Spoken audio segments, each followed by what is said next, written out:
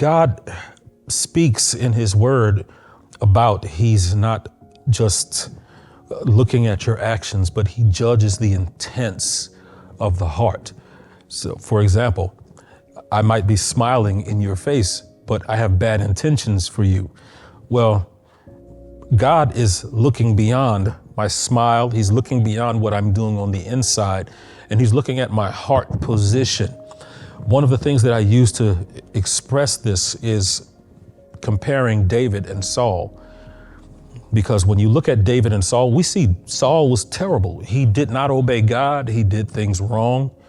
But David was on a different level with some of the things that he did.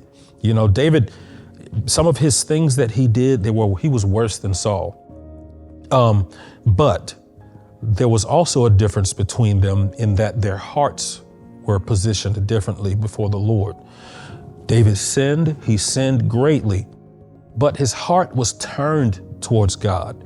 He cared to do God's will. He would repent quickly.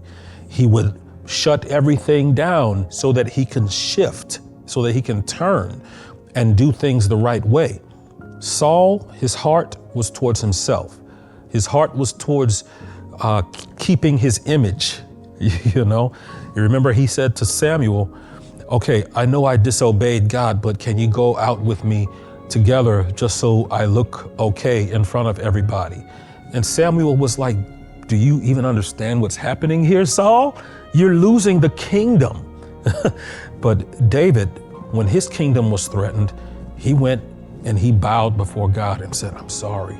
I'm sorry. I know I've done wrong in your sight. Forgive me. Make me right again. These are two different heart positions. So God is judging much differently than we judge. I think we will be surprised at who's in heaven and who's not, because God is a judge of the heart. So we must keep our hearts pure before him, not just doing what we think is right, but also having ourselves in a place of bowing and submission and worship internally before him.